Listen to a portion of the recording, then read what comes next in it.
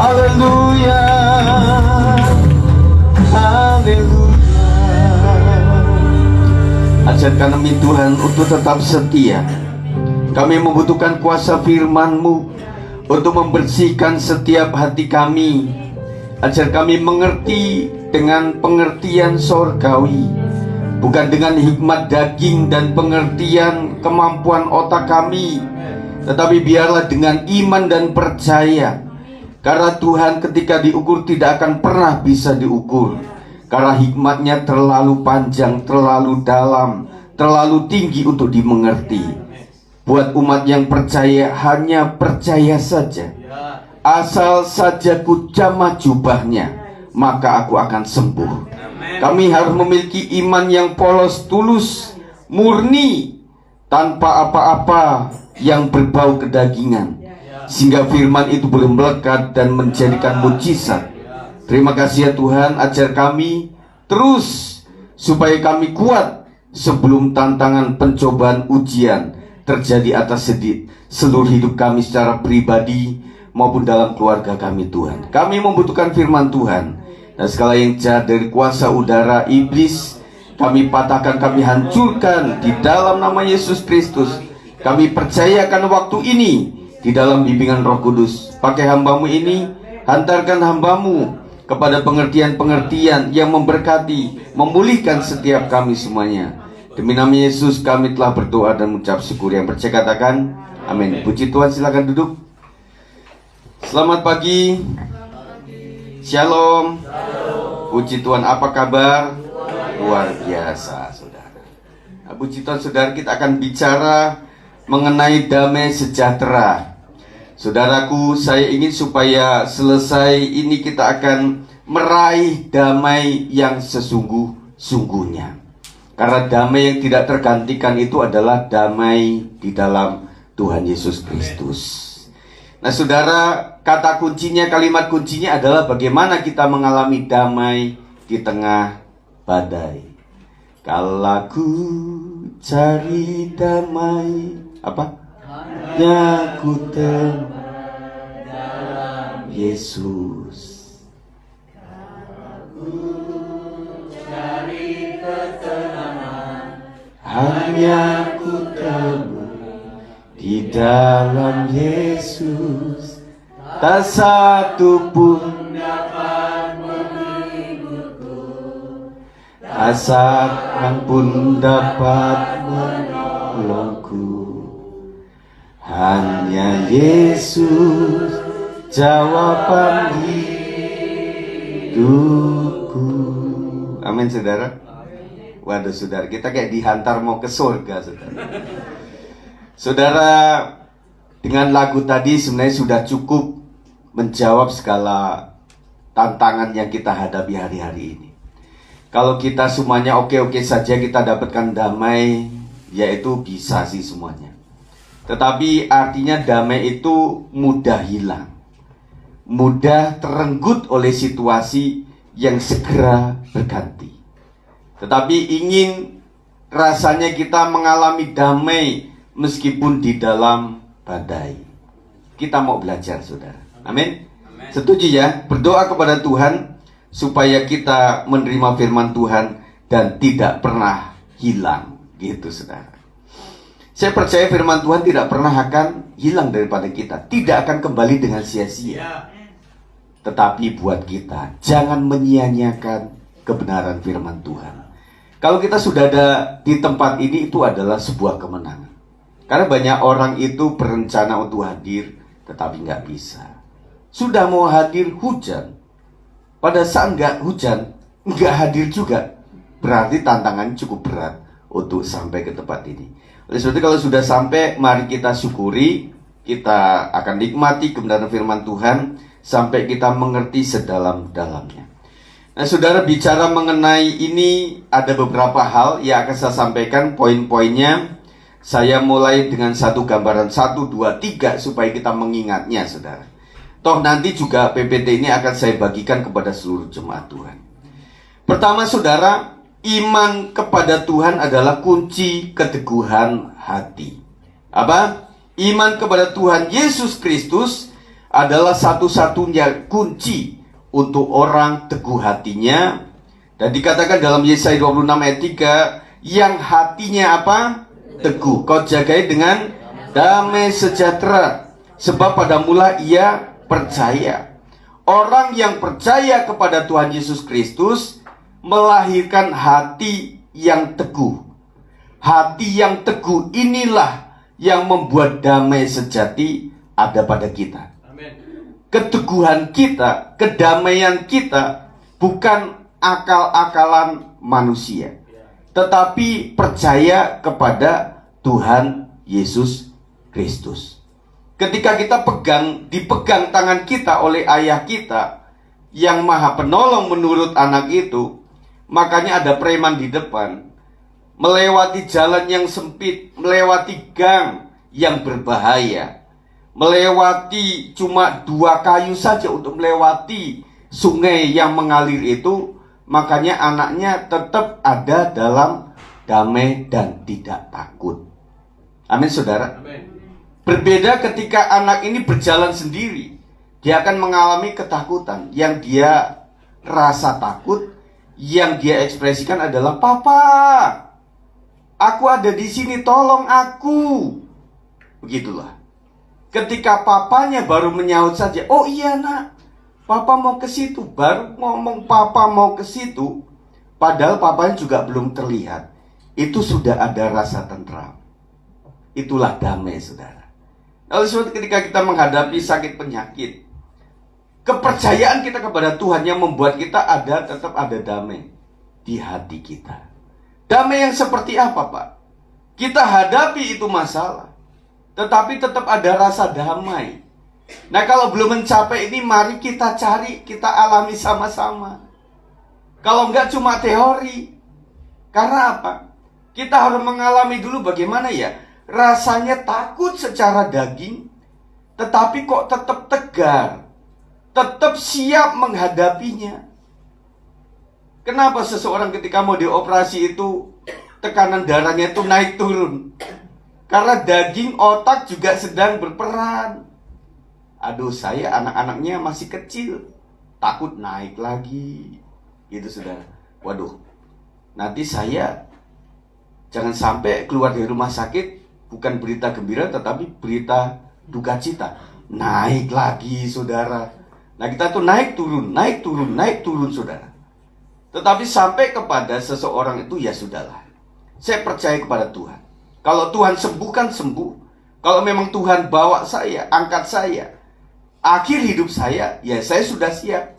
Baru orang itu darahnya stabil, dioperasi malah sembuh. Saudaraku, jadi damai inilah yang kita butuhkan. Jadi harus dimulai percaya sungguh kepada Tuhan Yesus Kristus. Yang kedua, saudara, damai didapat dari melibatkan Tuhan untuk turut bekerja. Allah turut bekerja dalam segala sesuatu untuk mendatangkan kebaikan bagi orang yang percaya dan mengasihi Tuhan. Allah turut bekerja. Ketika kita melibatkan orang yang punya kompetensi, saudara, dalam tim kita, di situ ada rasa tenang. Betul? Ketika kita punya teman-teman yang mengerti jalanan itu, kita rasa tenang. Pak, kok lewat situ, Pak? Ini kan lewat jalan tikus. Tenang, Pak. Saya mantan preman di sini. Jadi saya tahu persis jalanan ini.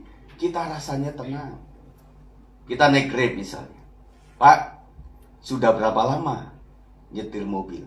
Oh, saya sudah 20 tahun. Wah, ada tenang. Dek, berapa lama nge-Grab ini?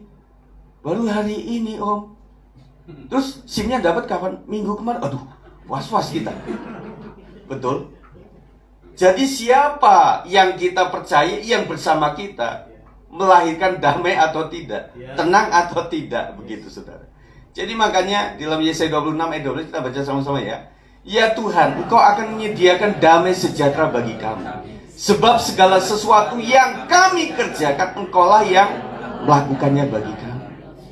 Kalau kita libatkan Tuhan, damai saudara. Karena apa? Jalannya mulus atau tidak mulus, Apakah nego kita berhasil dengan baik? Apakah MOU kita disepakati atau tidak? Jatuhnya tetap tenang. Karena kita bisa berbicara begini, kalau namanya bukan jodoh, ya sudah. Istilah kata, kamu jual barang, saya beli barang.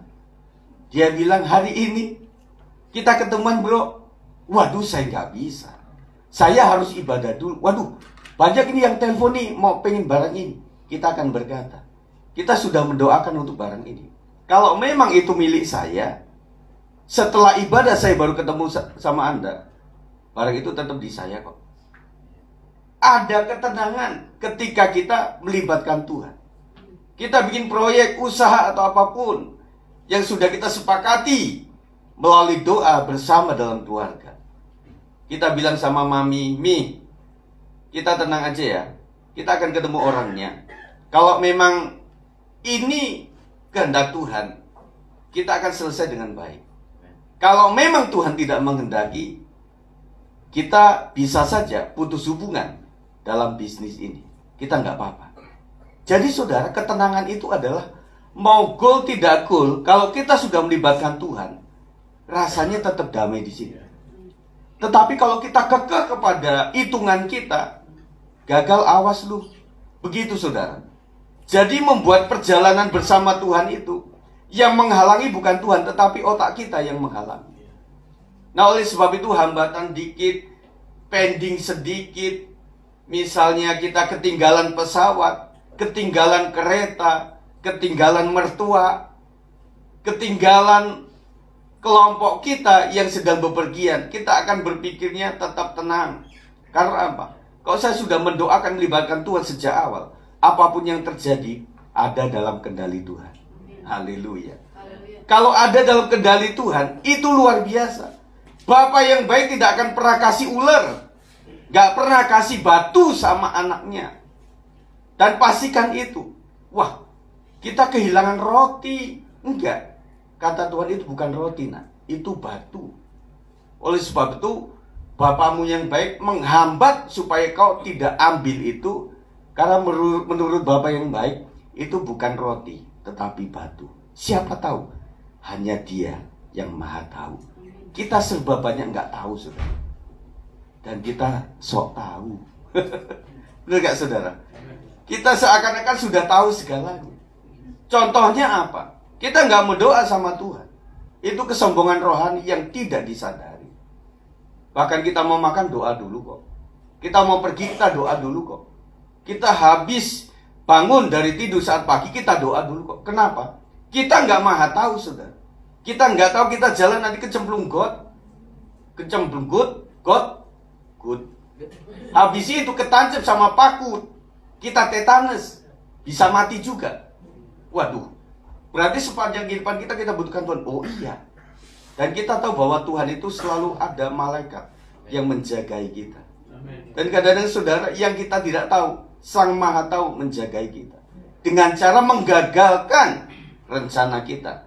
Dengan cara meng-cancel pertemuan kita. Dengan cara berulang-ulang, dompet ketinggalan.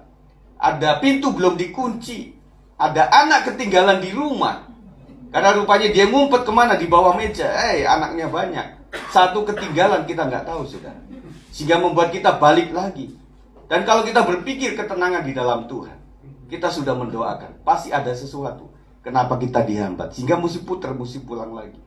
Kejadian ada tabrakan beruntun lah. Ada pohon yang tumbang lah. Dan macam-macam, saudara. Sehingga pada akhirnya kita akan berterima kasih. Suatu kecelakaan besar. Banyak orang yang bersyukur karena hari itu dia dipending oleh situasi. Dan bukankah kita berpikir cerdas untuk memantau bagaimana Tuhan menolong kita?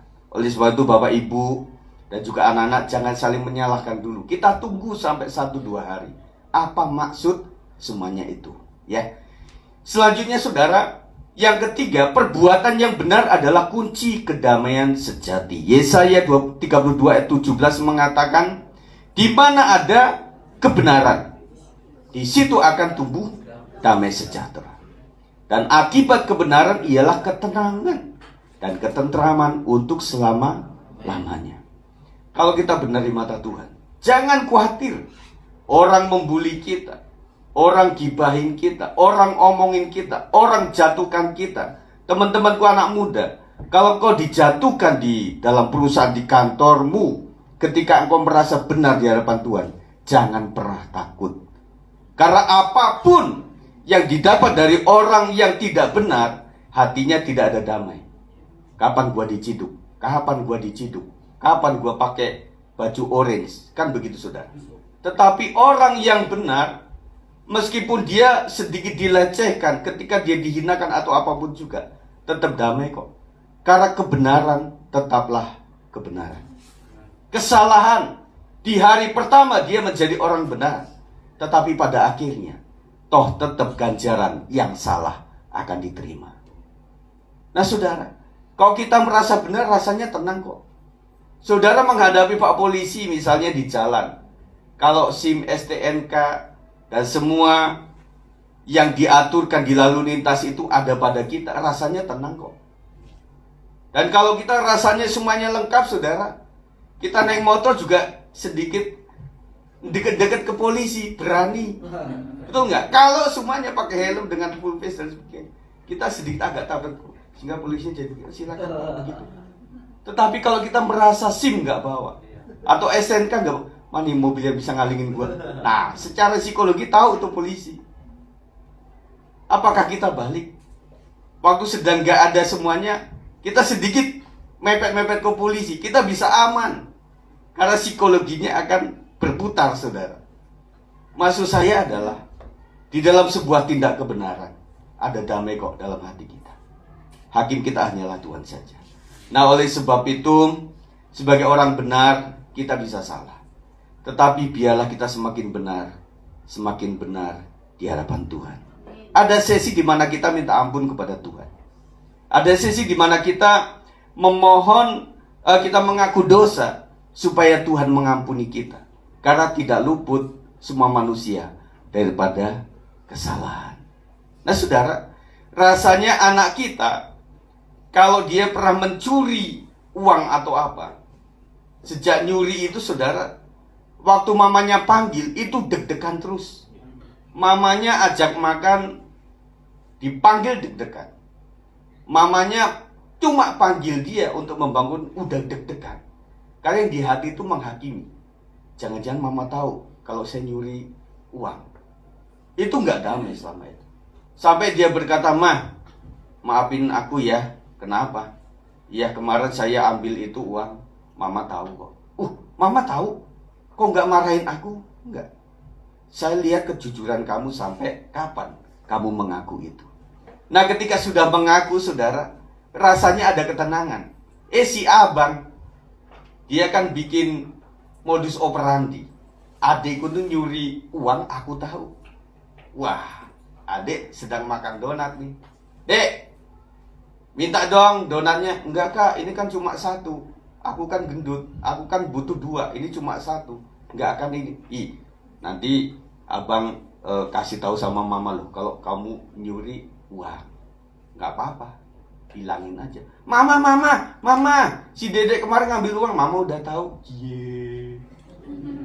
Kita rasanya meskipun sudah bersalah, kalau kita sudah mengaku dan sudah dibenarkan, rasanya tetap tenang. Sejak itu si abang gak akan pernah menggunakan pencurian uang itu untuk menekan adiknya. Tetapi saudara, rasanya kalau kita bersalah di mata Tuhan, rasanya tidak damai. Tetapi untuk solusinya adalah banyak orang, kalau saya salah di hadapan Tuhan, saya kok cenderungnya tidak mau ke gereja. Karena ada rasa bersalah terus. Dan iblis memang menghakimi kita. Kayak pedang bermata dua. Jadi selalu ada kesalahan yang diungkap di dalam hati batin kita. Solusinya bukan menjauh daripada Tuhan. Solusinya mendekat kepada Tuhan, minta ampun kepada Tuhan. Dan saya melihat orang-orang yang dipulihkan pasca kesalahan dan dosa dia. Dia dipakai Tuhan luar biasa. Ada seorang Simon Petrus. Dia adalah penyangkal, saudara. Tetapi ketika dia dipulihkan, dia menjadi pemberani yang luar biasa. Ada Paulus. hidupnya sebagai Saulus adalah hidup yang memberontak. Bahkan dia membunuh para umat Tuhan. Tetapi ketika dipulihkan menjadi orang yang luar biasa. Para perempuan di sekitaran Yesus yang mengalami dosa, berzina dan sebagainya. Tetapi karena pengampunan Tuhan, mereka menjadi orang-orang yang luar biasa. Kalau kita pernah bersalah, jangan kita minder, saudara. Yang penting minta ampun di hadapan Tuhan, dan kita akan dipulihkan. Dan menjadikan hidup benar inilah menjadikan hidup kita menjadi tenang. Suatu saat ada di kelas, dan kemudian terjadilah satu HP anak itu hilang. Ya. Kemudian semuanya disidak. Semua tas dikumpulkan ke depan, dan kemudian para guru akan mengecek satu persatu. Mana tas Muna yang kehilangan HP disendirikan di sana. Di tasnya nggak ada HP-nya. Kemudian selain daripada dia, tasnya akan dilihat, digeledah begitu, saudara. Nah, saya pikir sebagai anak yang memang betul-betul mencuri dan kemudian menaruh di tasnya, dia menjadi merah, dia menjadi ketakutan dan luar biasa. Orang yang salah itu akan memunculkan ketakutan luar biasa. Oleh sebab itu, saudara, secara ketimuran, kalau orang bermasalah dengan kita, deteksinya gampang kok. Gak usah cari-cari ilmu, pakai ilmu nujum, pakai telepati, gak usah. Dari psikologi udah ketahuan kok. Orang yang bertemu dengan kita, habis ngomongin kita, secara psikologi tahu kok. Apalagi kita orang yang berdoa. Apalagi kita orang yang memiliki indera keenam secara rohani. Gembala juga tahu, saudara. Jadi itu akan terlihat. Itu akan terasa, saudara. Dan rasanya nggak aman. Kita ketemu juga nggak lebar ngomongan kita. Kita jaga sana, jaga sini. Oleh karena apa? Dalam hati menghakimi. Loh, saya kan habis ngomong dia habis-habisan. Sekarang bercanda sama dia. Nah, saudara, makanya hidup benar itu lebih enak. Amin. Ketika anak-anak kita jujur, ketika suami istri jujur, rasanya tenang. Pak, lihat HP-nya ya silakan. Passwordnya apa? Oh ini L, begitu ya patternnya. Ya sudah, buka saja. Boleh nggak dibuka WA-nya? Silakan saja buka WA-nya. Tetapi kalau orang bermasalah dalam hal seperti ini, dia akan kunci pakai password, dia pakai face lock, dia pakai kunci, pakai rantai. Itu handphone, makan, mandi, buang air, dibawa terus. Jangan pernah lepas daripada tangannya, karena ada rahasia. Kalau kita jujur, rasanya tenang, saudara. Nah, oleh sebab itu kejujuran dalam keluarga juga penting. Kejujuran dalam kita juga penting, saudara. Jangan kita juga membuat perpecahan atau apa. Hubungan kita akan terlihat kok. Jangan dikira, saudara, tembok itu bisa berbicara. Dan hati-hatilah, kata Tuhan, ketika engkau ada di kamar, ketika engkau membicarakan apa-apa. Karena tembok bisa berbicara, bisa bersaksi. Nah, kita membutuhkan kepekaan. Dan kami sebagai pemimpin rohani dipacu untuk memiliki kepekaan. Karena roh yang berbicara selalu menuntun untuk sampai mengetahui kebenaran dan kesalahan. Nah, oleh sebab itu, saudara, di sini terbuka di hadapan Tuhan. Kalau saudara benar terhadap gembala, terhadap pendeta, terhadap orang lain, kita juga akan tenang-tenang saja kok. Kita ngomong juga enak kok. Kita ketemu dimanapun enak kok. Kita ditelepon juga enak kok. Bahasa kita juga enak. Tetapi kalau kita merasa ada salah, rasanya terkunci semuanya. Dan kata orang, hati yang pahit itu menjauhkan rezeki, saudara. Jadi orang yang diberkati oleh Tuhan adalah orang-orang yang memiliki hati yang sudah merdeka. Amin, saudara. Puji Tuhan. Dikatakan bahwa satu musuh terlalu banyak, 1000 teman masih kurang. Oleh sebab itu, saudara, kita peliharakan damai satu dengan yang lain. Di dalam Mazmur 133 adalah bahwa Tuhan memberkati kelompok yang rukun. Berkatnya akan mengalir. Bapak Ibu makan cuma nasi goreng, makan cuma nasi dikasih kecap, Tetapi kalau rukun, Tuhan akan memberkati. Dan kalau capcay, puyung hai, barongsai, tetapi hatinya itu bermasalah satu dengan yang lain. Rasanya itu kayak makan karet ketika makan pizza, kayak makan karet ketika makan steak, saudara. Tetapi rasanya singkong goreng. Itu dunia sing ada lawan. Karena apa? Enak sekali. Karena apa? Kita bicara dengan orang yang terbuka, saudara. Puji Tuhan, Yesaya 48:18 mengatakan, sekiranya engkau memperhatikan perintah-perintahku, maka damai sejahtera-mu akan seperti sungai yang tidak pernah kering. Dan kebahagiaanmu akan terus berlimpah seperti gelombang-gelombang laut yang tidak pernah berhenti. Kuncinya apa? Memperhatikan perintah Tuhan. Artinya orang yang cenderung untuk hidup benar di mata Tuhan. Yesaya 48 ayat 22, tidak ada damai sejahtera bagi orang-orang fasik, firman Tuhan. Orang fasik adalah orang yang melawan Tuhan, orang yang tidak mengikuti jalan Tuhan. Mereka tidak ada damai. Casingnya seperti damai, tetapi hatinya gundah gulana, saudara. Oleh sebab itu kita membutuhkan dalam keadaan apapun juga damai itu tetap ada. Setelah kita akan merayakan Sang Raja Damai, Tuhan Yesus Kristus. Biarlah dalam kepanitiaan, di dalam latihan, dalam tim vokal group, dalam tim pelayan, kita menyatu hati, kita mencari damai. Karena dunia sedang tidak damai, saudara. Dan kita sebagai pengikut Sang Raja Damai, kita harus suka damai, saudara. Nah, oleh sebab itu dikatakan tidak ada damai bagi orang yang tidak takut akan Tuhan. Bukankah di sini adalah orang-orang yang takut akan Tuhan? Biarlah damai sejahtera itu berlimpah atas setiap kita. Yang keempat, damai sejahtera tidak pernah salah alamat. Kayak lagunya Ayu Ting Ting. Salah alamat, saudara. Lukas 10 ayat 5 sampai 6 mengatakan, kalau kamu memasuki suatu rumah, katakanlah lebih dahulu, damai sejahtera bagi rumah ini. Shalom. Ya, shalom, saudara. Ketika kita bertandang ke rumah teman seiman kita katakan, shalom, gitu ya. Di mana lo? Kayak nagih utang. Shalom, begitu, saudara. Nah, dikatakan apa? Dan jikalau di situ ada orang yang layak menerima damai sejahtera, maka salammu itu akan tinggal di atasnya. Tetapi jika tidak, salammu itu kembali kepadamu. Tetap dapat 2 poin buat orang yang membagi damai sukacita. Tetap mendapatkan poin yang lebih bagi orang yang suka damai. Kata orang gini, ada orang benar lewat, kita doain aja dah. Jadi dia sambil geledek, gua sebel banget lihat dia. Saudara, orang doain kayak apa sampai sambil geledek, saudara?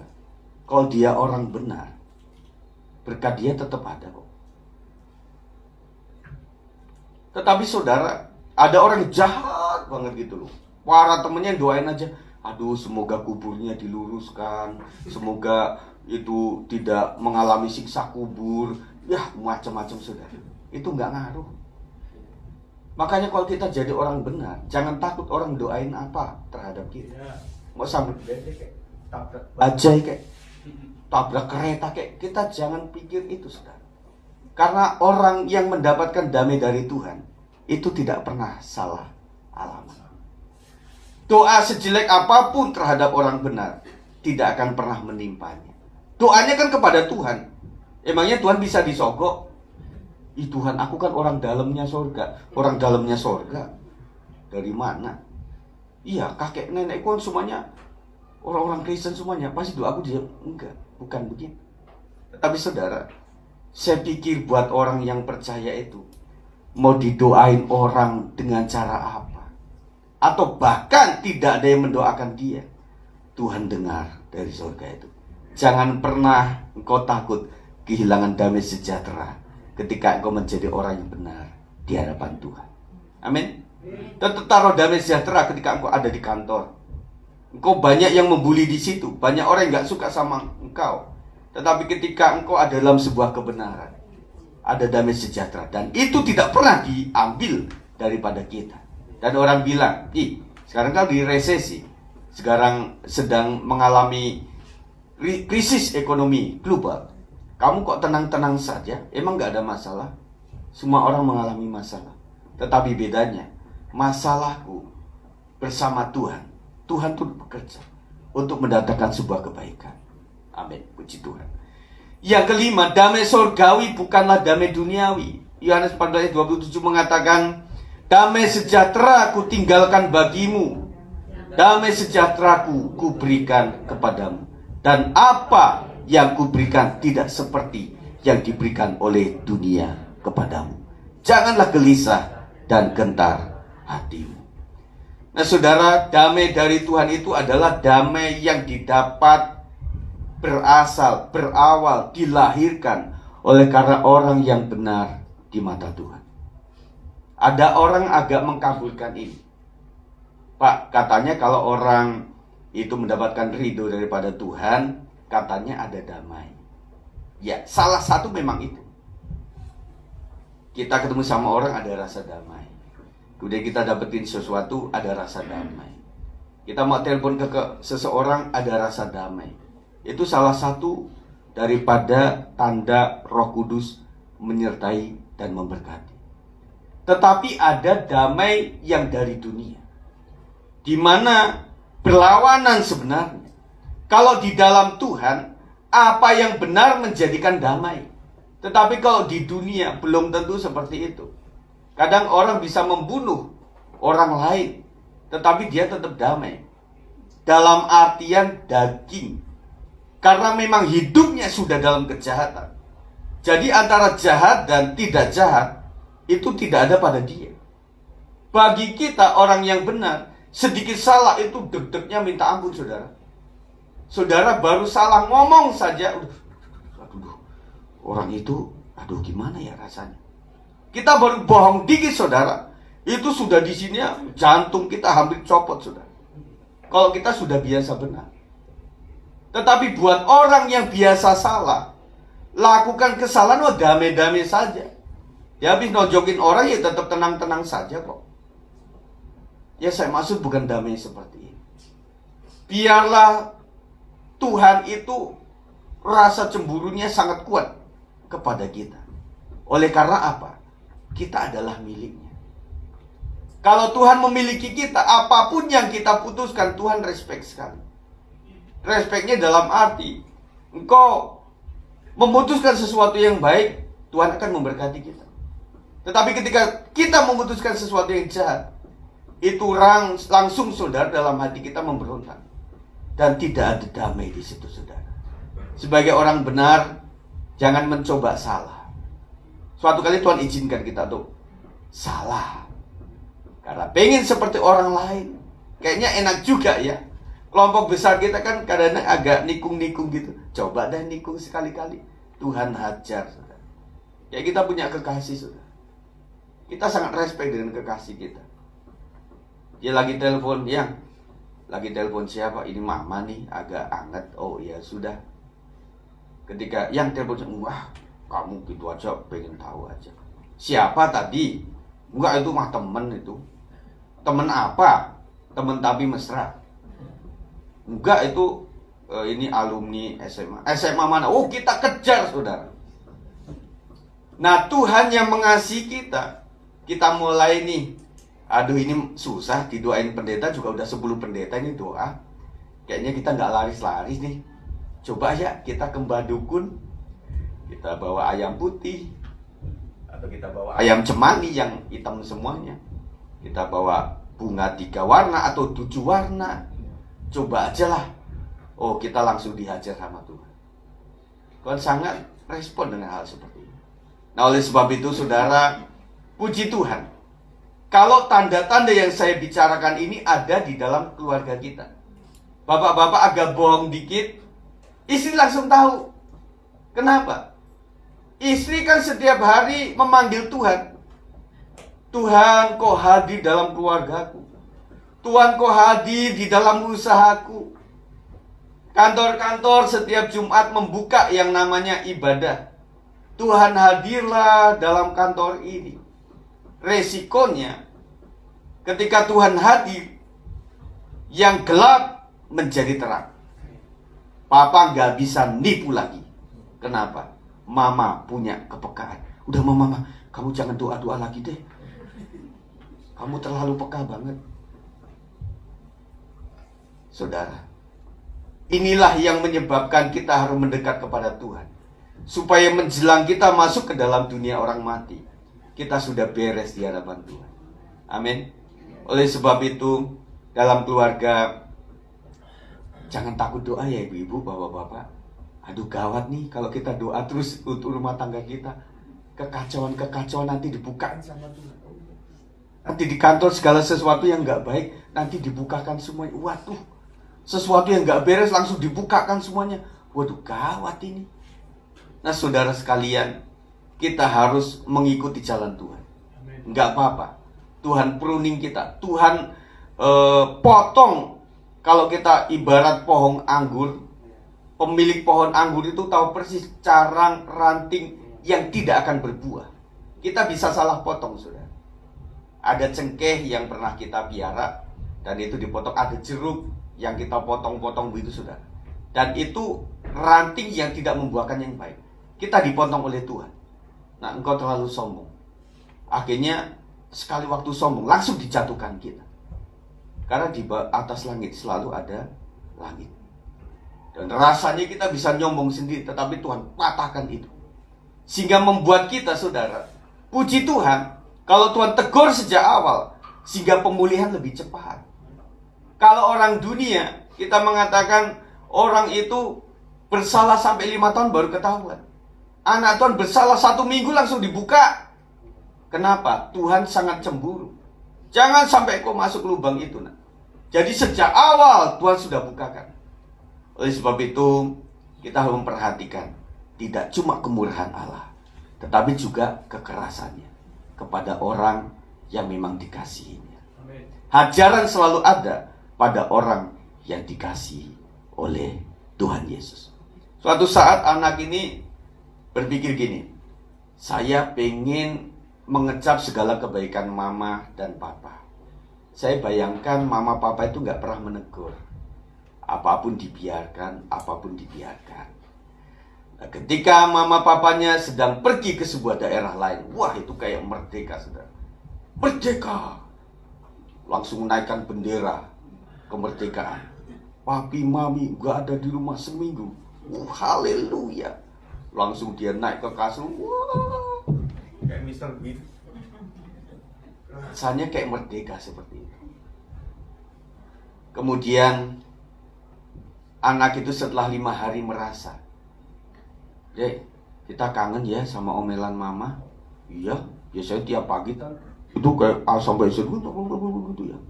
Iya ya, kita nggak enak juga ya, nggak ada itu merasa. Nah saudara, ketika kami mengajar itu, anak-anak suka nggak datang ke sekolah karena capek, bosan begitu ya. Nah waktu sudah liburan, kami kan guru-guru masih rapat dan sebagainya. Anak-anak pada datang, Pak Sigit, loh ini kan libur nak. Iya kangen sama sekolah. Kemarin lu nggak masuk waktu hari aktif, waktu libur pengen gitu. Nah, saudara, saya melihat bahwa ada seseorang ketika bersalah nggak ditegur. Ketika melakukan sebuah kesalahan didiemin saja. Kita bertanya, aku ini anaknya atau bukan? Gitu. Kok anak tetangga bersalah dibiarin aja. Oh namanya anak tetangga. Tetapi kalau anak kita respect. Berarti anak-anakku sekalian, teguran itu adalah wujud dari kasih. Dicuekin gak enak. Pacaran gitu ya, makan bakso diem aja. Yang kenapa diem? Pikirin aja. Udah sejam saya pikirin nih, gak ketemu-ketemu. Ya, rasanya kayak digantung, nggak enak. Udah nggak cinta ya, masih cinta. Kok diem begitu?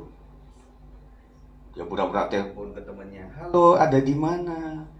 Ya, dia diem aja. Kok udah dingin ya? Cinta sejati itu akan rewel. Ya saudara, Bapak Ibu, rasa cemburu itu sehat ketika nggak terlalu posesif. Jangan juga terlalu posesif. Ada hak laki-laki, kaum bapak bersama dengan tim kerja di dalam kantornya itu. Yang istri memang nggak boleh tahu. Istri nggak ujuk-ujuk, "Pak, gimana bisnis sama itu loh? Kamu nggak perlu tahu." Ada hak yang seperti ini. Terlalu posesif juga salah. Dan sampai juga, "Pi, aku pengen deh ya ke mall sama teman-temanku yang jangan." Istrinya sampai di Jogja, "Mi, kamu di mana sekarang?" Di Malioboro gitu. "Ngapain?" "Lagi jalan-jalan." "Sama siapa?" Gitu loh. "Kamu naik apa?" "Naik andong." Tanya, "Kudanya laki atau perempuan?" Sampai begitu, saudara.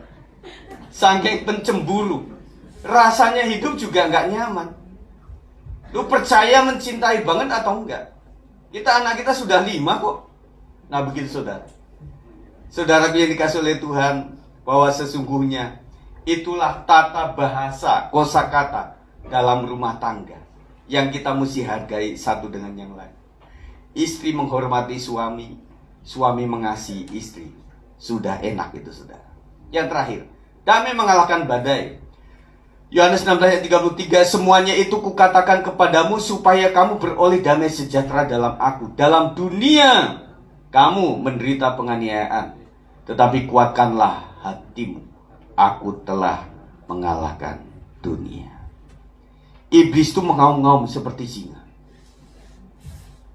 Dia hanya bisa menerkam kepada orang yang memberikan hatinya. Selama kita tidak kasih celah kepada iblis, iblis tidak pernah bisa mengalahkan kita. Suatu saat di pasar, waktu saya kecil itu, melihat ada atraksi potong leher. Gak tahu di Nias ada nggak? Di Medan ada nggak? Ada kan?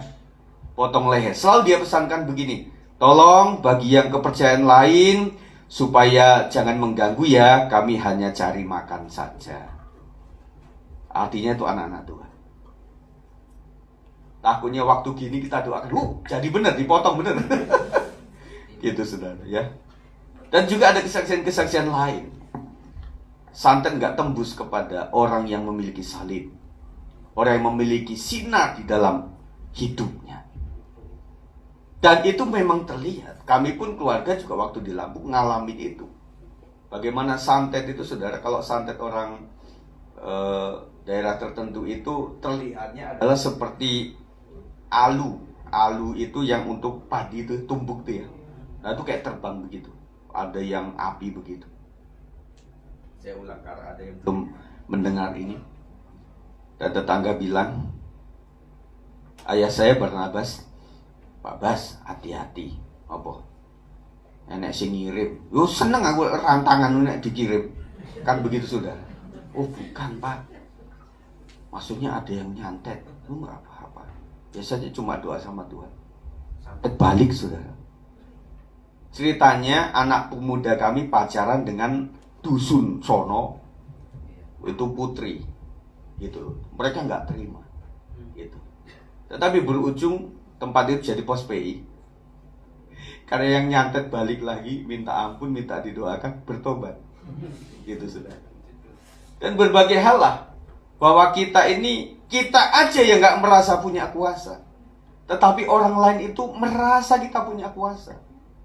Oleh sebab itu sekuat tenaga mereka ingin menghancurkan kita, tetapi nggak bisa. Sejarah gereja mengatakan semakin dibabat semakin merambat. Nah oleh sebab itu saudara sekalian, tenang saja bahwa Tuhan sudah bersama kita. Amen. Yang menakut-nakuti hanya yang namanya teroris, kuasa gelap. Kuasa gelap itu selalu mengintimidasi. Kamu nggak bisa loh, kamu nanti salah loh, kamu nanti akan gagal loh. Itu iblis. Iblis bilang lu jelek. Tuhan bilang kau berharga di mataku, mulia dalam pandangan. Loh, manusia sesama manusia saling menjelekan, tetapi Tuhan selalu menganggap apapun yang Dia ciptakan adalah baik. Oleh sebab itu saudara sekalian, mari kita capai sama-sama. Dunia semakin tidak damai rasanya melihat berita, saudara. Jangan terlalu banyak melihat berita, mendengar berita dunia. Dengarlah berita dari surga. Bahwa Tuhan, katakan apa? Bahwa Tuhan sudah memberikan kemenangan atas kita. Dunia sudah dikalahkan. Dan kita harus memiliki mental pemenang. Itu yang harus kita tempatkan, saudara. Ini yang sering kita lupakan. Di sini kita tempatkan Tuhan di dalam kehidupan kita. Setelah sampai di rumah kita merasa tidak punya Tuhan. Itu salahnya kita. Kita doa juga kayak rasa tidak ada yang bela. Tuhan Yesus, aku minta kesembuhan. Tuhan Yesus, aku minta buka jalan Tuhan. Ya, kok memang jadi ya puji Tuhan lah. Ini bukan iman, saudara. Kita merasa bahwa kita punya Tuhan, tetapi suatu saat Tuhan itu kita letakkan. Dimanapun kita berada, kita harus merasa. Jadi Tuhan, Immanuel itu kan Allah yang bersama kita. Itu harus kita rasa. Pada saat kita naik angkot, kita harus memiliki mental bahwa Tuhan beserta aku. Silahkan copet di sini-sini. Kita bilang, Shalom, weh, kita seiman. Amanlah kita dari copet, saudara. Dan ketika kita masuk tertentu, kita rasanya jiper. Kita kembali ingat bahwa saya adalah miliknya Tuhan. Dan bahkan di saat tertentu yang kita terdesak, saudara, Tuhan bilang, jangan pernah kau takut apa yang kau katakan. Karena Tuhan kasih hikmat luar biasa. Teman-temanku yang akan cari kerja, kau akan interview begitu.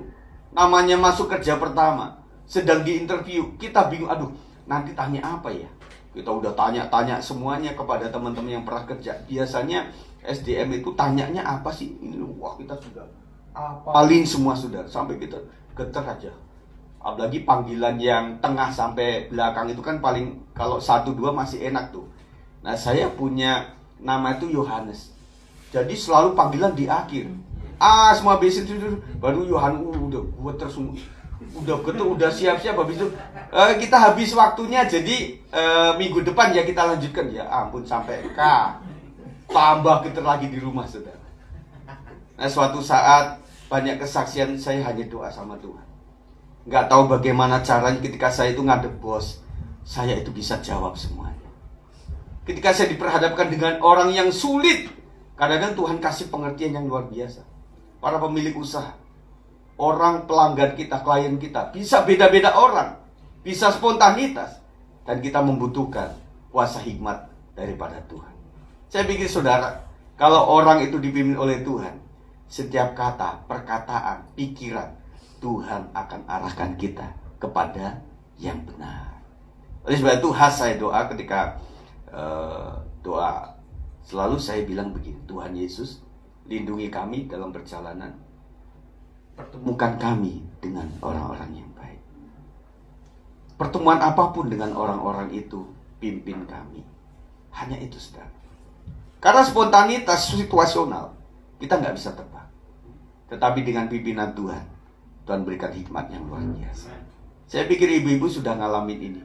Di dalam spontanitas keluarga, bisa memilih dan sebagainya. Bapak-bapak juga diberikan hikmat yang luar biasa. Sekali lagi Tuhan ingatkan saya, supaya apapun yang pending, cancel. Seperti gagal di awal, jangan pernah mengkeep sebagai kegagalan. Tetapi berkatalah, Tuhan sedang menuntun ke jalan yang terbaik. Kita nggak perlu ngomel sama anak kita. Yang mau jalan, dia pengen pipis. Terakhir, suatu saat saya ada sama orang tua, waktu kecil, saya suka burung betet. Bus pada saat tahun 80 itu, di Lampung itu 5 jam sekali lewat. 3 jam lewat, kalau beruntung 2 jam lewat itu baru busnya. Namanya bus kampung. Itu sampai jalan-jalan 2, jalan itu juga dimasuki. Iya. Buat deh. Sampai dipanggilin, habis itu bawa panggulan, bawa itu ke bus semuanya kan, sampai naik ke atas begitu ya. Susah sekali, kita harus ngikutin. Bapak saya gak marah waktu itu. Udah busnya cuma 1, dia minta turun, saya minta turun untuk beli burung betet. Karena mengasihi saya sebagai anaknya, ya sudah turutin saja. Karena di Bandar Jaya kan gak berapa bulan sekali lewat situ, ya sudahlah, diajak saja di situ. Akhirnya beli. Nah, suatu saat kita tunggu lagi, ya bapak saya ya agak gimana ya, mengasihi, tetapi juga ini waktu. Akhirnya ketemu lagi bus. Nah, setelah ada di berapa kilometer, saudara, bus yang kami tumpangi itu, saudara, itu ringsek, dihajar kayak tabrak kepala begitu. Dan tempat kami itu di situ yang paling ringsek. Yang bapak saya melotot, semakin ternyata anakku ini menjadi jalan terang buat jalan kita. Nah, saudara, pikirkan sesuatu yang bapak yang baik itu aja. Ini gagal sama ini, ya udah nggak apa-apa. Mungkin ada baiknya. Kata orang, segala sesuatu ada hikmahnya. Itu paling enak. Aduh, kenapa ya orang itu kayak enggak lah, semuanya ada hikmahnya. Tuhan atur semuanya. Udah, tenang hidup kita, saudara. Amin. Puji Tuhan, itu saya sampaikan pada saat pagi ini. Kiranya kita akan menutup tahun dengan damai sejahtera. Kita buka tahun nanti pada tahun yang baru dengan sukacita yang luar biasa. Entah orang prediksi 2023. Apa kata orang? Apa kata para ahli? Tetapi yang penting buat kita adalah apa kata Tuhan. Kapan Tuhan mengatakan itu? Ketika kita hidup di jalan Tuhan. Puji Tuhan. Mari para pemain musik segera ke depan.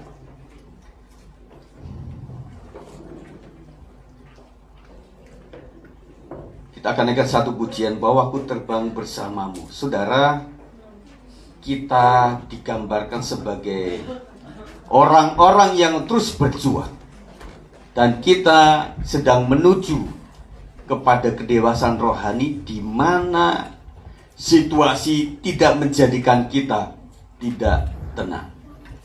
Contoh yang paling luar biasa adalah Paulus dan Silas. Ketika ada dalam penjara, kita tidak pernah di penjara selain kunjungan. Tetapi saya bisa membayangkan, penjara itu adalah tempat, apalagi penjara Paulus dan Silas waktu itu saya boleh katakan sebagai penjara politik. Karena agama sudah masuk di situ, saudara. Dan ancamannya adalah karena menghina dengan adat istiadat Yahudi, bisa dihukum pancung. Dan itulah yang menjadi kesesakan tersendiri. Tetapi saya melihat ketika Paulus dan Silas mengakui atas pimpinan Tuhan. Dan dia sudah berkata, kalau hidup adalah Kristus, dan kalau mati adalah sebuah keuntungan. Tidak ada yang bisa mengambil damai dari mereka berdua. Mungkin kita sedang mengalami seperti penjara-penjara rohani, penjara-penjara ekonomi, kayak seperti jalan buntu. Dan rasanya otak kita berbicara untuk sesuatu yang membuat kita resah. Kalau resah gelisahnya waktu SMA, itu Bung Obi Mesa. Resah dan gelisah menunggu di sini. Tapi bersemut bersama semut merah, saudara. Tetapi kadang-kadang kita menunggu waktu kapan Tuhan jawab saya ini.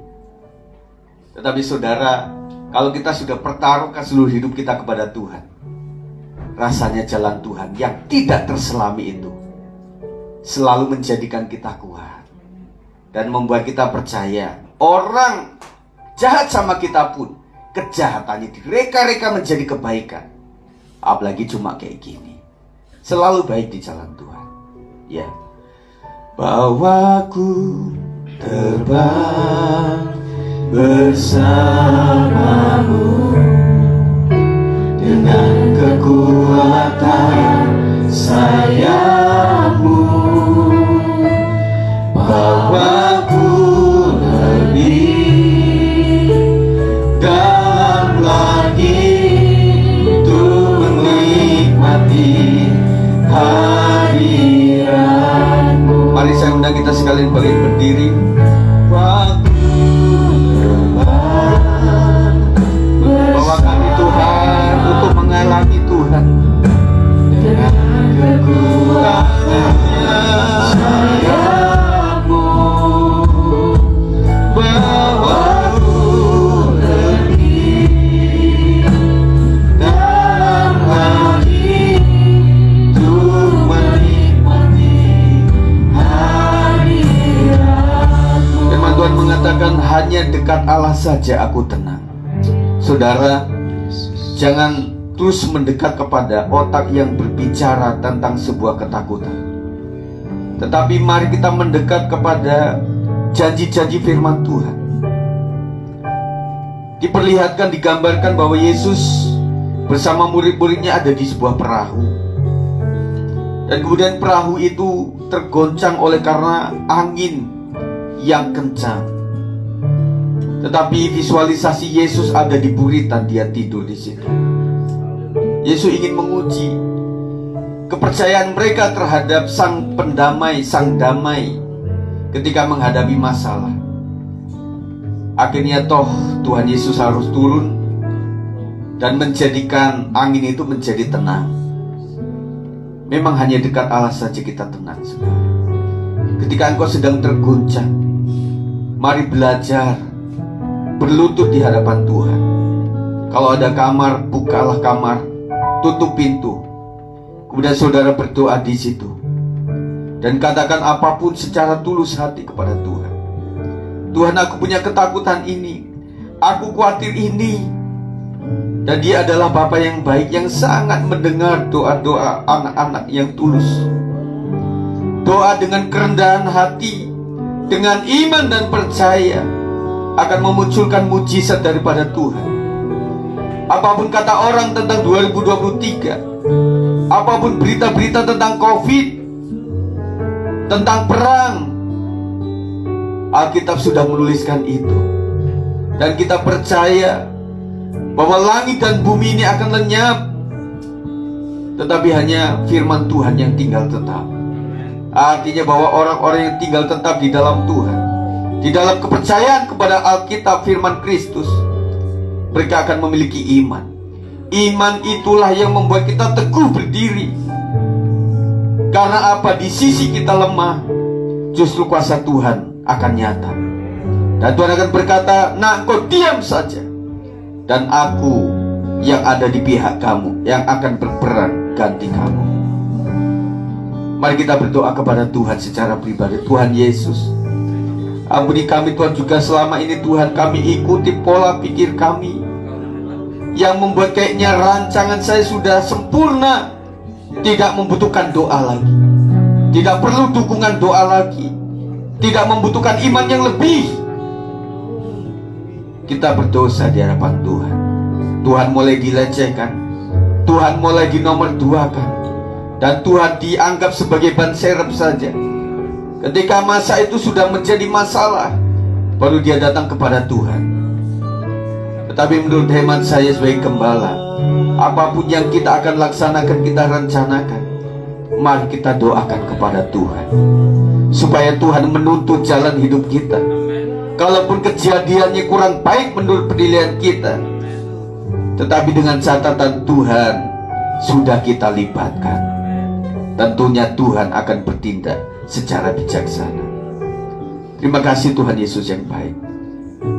Pulihkan setiap kami, hati kami, kepercayaan kami, iman kami, supaya kami teguh berdiri menghadapi apapun juga.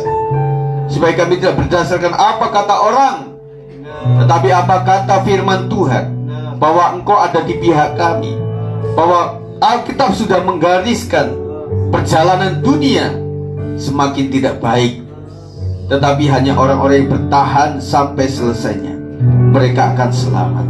Kami membutuhkan mental rohani yang kuat, yang tidak terhalang oleh situasi yang tidak baik, karena cinta sejati senantiasa diuji sampai tidak ada alasan untuk tetap setia kepada Tuhan, tetapi memutuskan untuk setia sampai situasi mengkondisikan tidak ada alasan untuk kembali kepada Tuhan, tetapi kami harus kembali kepada Tuhan. Terima kasih Tuhan, pendidikan yang baik. Biarlah kami tidak cuma memperhatikan kemurahan Tuhan, tetapi juga kekerasan. Kami bisa melihat orang-orang yang menyangkal Tuhan, orang-orang jauh daripada Tuhan, orang-orang yang menghinakan kerajaan Tuhan, dan mereka hidup tidak dengan ketenangan. Tetapi hanya orang yang benar akan mengalami damai sejahtera sejati. Dan biarlah damai ini turun ke atas seluruh jemaat Tuhan hari ini dan seterusnya. Demi nama Yesus kami sudah berdoa kepada Tuhan. Yang percaya katakan Amin. Puji Tuhan. Tepuk tangan buat Tuhan, silakan duduk.